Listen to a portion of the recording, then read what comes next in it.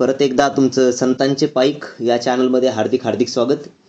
आणि आपण आज बघणार आहोत जगद्गुरू संत तुकोबारायांचा विष्णुमय जग वैष्णवांचा धर्म हा अभंग तुम्हा आम्हाला हे शिकवतो की या सर्व जगामध्ये प्रत्येक गोष्टीमध्ये भगवंताचं अस्तित्व आहे. हे जे जग निर्माण केलेलं आहे त्या प्रत्येक देहामध्ये भगवंताचा अंश आहे. त्यामुळे कुठल्याही मनुष्यामध्ये म्हणा किंवा स्त्री पुरुष जात धर्म पंथ या गोष्टीमध्ये भेदभाव न करता आयुष्य जगा. तुकोबरायांनी खूप चांगले संदेश आपल्याला या अभंगाद्वारे दिलेले आहेत. पहिले आपण अभंग बघूया आणि त्यानंतर बघूया की तुकोबाराय तुम्हा आम्हाला या अभंगामधून काय सांगायचा प्रयत्न करतायत किंवा त्यांनी आपल्यासाठी काय संदेश दिलेला आहे. बघा, तुकोबरायांचे अभंग फक्त भजनापुरते गाऊन काय होणार नाहीये. तुकोबरायांनी जे लिहिलंय ते आपल्या आयुष्यामध्ये सत्यामध्ये उतरवल्याशिवाय आपलं आयुष्य सुधारणार नाही. बघा, तुकोबरायांनी प्रत्येक गोष्टीचं उत्तर आपल्याला त्यांच्या गाथ्यामधून दिलेलं आहे. म्हणजे बघा, जीवनामध्ये येणाऱ्या प्रत्येक प्रॉब्लेम्सला प्रत्येक अडचणीला उत्तर म्हणजे तुकोबरायांचा गाथा आणि माऊलींची ज्ञानेश्वरी. मायबाप कितीही मोठं संकट येऊ द्या, ज्या दिवशी तुम्हाला वाटेल ना की उदास झालोय, आयुष्यात जगत असताना माझं कुठल्याच गोष्टीमध्ये मन लागत नाहीये, तेव्हा उघडा तुकोबरायांचा गाथा, तेव्हा उघडा ज्ञानेश्वर माऊलींची ज्ञानेश्वरी आणि बघा काय लिहून ठेवलंय माझ्या ज्ञानोबारायांनी, माझ्या तुकोबारायांनी. आयुष्यामध्ये कोणाच्या संकट नाही आली मायबाप. माझ्या ज्ञानोबारायांना जे जगाची माऊली झाली त्या माऊलींना लोकांनी साधी भिक्षाही नाही दिली हो. जे जगत होते ते जगणं सुद्धा लोकांनी मुश्किल करून ठेवलं होतं. एवढा त्रास लोकांनी दिला आणि आज त्याच माऊलीच्या दर्शनासाठी लाखोंची गर्दी होते. हे का? कारण ज्या लोकांनी त्रास सहन केला तीच लोक आयुष्यामध्ये खूप मोठी झाली. लोकांनी लोकांसाठी कार्य केलं, त्याच लोकांना इतिहासाने साक्षी ठेवलं, म्हणजे इतिहासामध्ये त्यांची नोंद झाली. त्याचप्रमाणे माझ्या तुकोबरायांना काय कमी त्रास दिला का मायबाप लोकांनी? गाथा पाण्यामध्ये बुडवली, अनेक अनेक गोष्टींचा त्रास दिला. परंतु माझे तुकोबाराय म्हणले, जर एखाद्या कडुलिंबाचं झाड किती गोड पेरूच्या झाडाच्या शेजारी उगलं किंवा पूर्ण बाग पेरूचा आहे आणि त्याच्यामध्ये एकच कडुलिंबाचं झाड उगलंय, परंतु एवढ्या पेरू समोरही ते त्याचं जो गुण आहे कडूपणाचा तो सोडत नाही, तर मग मी माझं चांगलं जे भगवंताचं स्मरण करतोय ते काम का सोडू? असंच एक अतिशय गोड अभंग आहे तुकोबारायांचा. चला पहिले अभंग बघूया आणि त्यानंतर बघूया की तुकोबाराय या अभंगामधून काय सांगतायत. बघा, तुकोबाराय म्हणताय, विष्णुमय जग वैष्णवाचा धर्म, भेदा भेद भ्रम अमंगळ, ऐका जी तुम्ही भक्त भागवत, कराल ते हित सत्य करा, कोणाही जीवाचा न घडावा मस्तर, वर्म सर्वेश्वर पूजनाचे, तुका म्हणे एका देहाचे अवयव, सुख दुःख जीव भोग पावे. काय गोड उदाहरणं, काय गोड ओळी तुकोबरायांनी या ठिकाणी लिहिलेल्या आहेत. बघा, अतिशय उत्तम जे तुमच्या आयुष्यामध्ये चालत असताना जे तुम्हाला संकट येतील किंवा जे प्रत्येक मनुष्यासोबत घडेल त्या प्रत्येक गोष्टीचं उत्तर तुकोबरायांनी या ठिकाणी दिलेले आहे. बघा, तुकोबराय पहिल्या ओळीमध्ये म्हणताय, विष्णुमय जग वैष्णवाचा धर्म, भेदा भेद भ्रम अमंगळ. बघा काय होतं, तुकोबरायांनी ते सांगायचा प्रयत्न हा केलाय की हे जग भगवंताने निर्माण केलंय. विष्णुमय जग म्हणजे काय? सर्वत्र भगवंताचं अस्तित्व आहे, सर्वत्र परमेश्वराचंच अस्तित्व आहे, कारण हे जगच त्याने निर्माण केले. आणि वैष्णव म्हणजे जे पण भगवंताची भक्ती करतात त्या माणसांचा धर्म एकच शिकवतो प्रत्येक मनुष्याला की जगात कुठल्याही व्यक्तीसोबत भेदभाव होता कामा नये. कुठल्याही व्यक्तीचा भेदभाव करू नका, कुठल्याही गोष्टीमध्ये भेदाभेद करू नका. आणि तुकोबाराय इथे काय म्हणतायत की भेदा भेद भ्रम अमंगळ, म्हणजे ती गोष्ट चांगली नाहीये, ती वाईट गोष्ट आहे. जर तुम्ही मनुष्यामध्ये भेदाभेद करायला लागले, जर तुम्ही जाती जातीमध्ये भेदाभेद करायला लागले, जर तुम्ही गरीब श्रीमंत असा भेद करायला लागले, तर मायबाप आयुष्य जगत असताना तो जगण्याचा आनंद किंवा आपल्यामुळे इतरांना होणारं दुःख, त्यामुळे आपल्याला कुठल्याही गोष्टीची परमेश्वराची सेवा होणार नाही.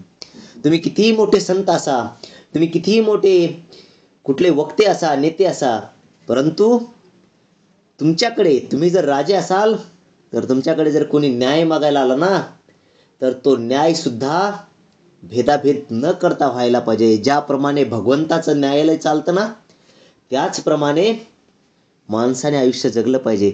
बघा, लोक म्हणतात की देवाच्या काठीचा आवाज येत नाही, परंतु फटका मात्र नक्की लागतो. त्याचप्रमाणे आयुष्यामध्ये आपण भेदाभेद जर केला ना, तर आपल्याला नकळत आपल्या आयुष्य जगत असताना नुकसान होतं, असं तुकोबराय या ठिकाणी म्हणताय. बघा, पुढे तुकोबराय म्हणताय, ऐका जी तुम्ही भक्त भागवत, कराले ते हित सत्य करा. बघा, या अभंगामधून, या ओळीमधून तुकोबराय म्हणताय, भक्त आणि भागवत धर्मीय लोकांना ती या ठिकाणी सांगतायत की चांगले काम करा, खऱ्या अर्थाने हिताचे आणि योग्य काम करा. म्हणजे काही वेळेस काय होतं, आपण एखाद्याला वरवरती खूप गोड बोलतो, परंतु आपल्या मनामध्ये कपट असतं. परंतु असं न करता तुकोबराय म्हणताय, जे पण खरं असेल ते खरं काम करा, प्रामाणिक करा, त्या कामामध्ये सातत्य ठेवा आणि प्रयत्न करत राहा. शेवटी यश देणं त्या भगवंताच्या हातात आहे, असं तुकोबराय ठिकाणी म्हणताय. पुढे तुकोबराय म्हणतायत, कोणाही जीवाचा न घडावा मस्तर, वर्म सर्वेश्वर पूजनाचे. बघा, काय गोड ओळलेली आहे, कोणाही जीवाचा न घडावा मस्तर. या ठिकाणी तुकोबराय म्हणतात की अरे, कुठल्याही जीवाचा मस्तर म्हणजे द्वेष आपल्या हातून होऊ नये. सर्व लोक हे परमेश्वराचे अंश आहेत आणि खऱ्या पूजेचे रहस्य हेच ना मायबाप, की प्रत्येक मनुष्यासोबत चांगलं वागा, त्यांच्यासोबत माणुसकी जपा, त्यांना प्रेम द्या. आम्ही लहानपणी शिकत होतो, खरा तो एकच धर्म, जगाला प्रेम अर्पावे. परंतु आजकाल या सोशल मीडियाच्या काळात म्हणा किंवा कलियुगामध्ये म्हणा, भाऊ भावाला ओळखत नाही, बहीण भावाला ओळखत नाही.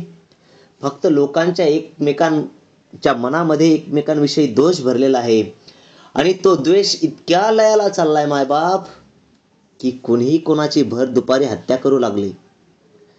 ही कुठेतरी प्रथा बदलली पाहिजे. लोकांनी चांगले कर्म केले पाहिजे आणि ते कधी होतील, जेव्हा प्रत्येकांच्या हातात तुकोबरायांचा गाथा असेल, माझ्या माऊलींची ज्ञानेश्वरी असेल आणि प्रत्येकाकडे लिंता घेण्याची वृत्ती असेल. त्याच वेळेस खऱ्या अर्थाने हे जगाचं जे चाललेलं खोटं रूप आहे किंवा जे लयाला चाललेलं हे जे कलियुग आहे, ते कलियुगामधून लोकांची मुक्तता होईल, असं तुकोबराय म्हणतात. तुका म्हणे एका देहाचे अवयव, सुख दुःख जीव भोग पावे. काय गोड उदाहरण आहे बघा.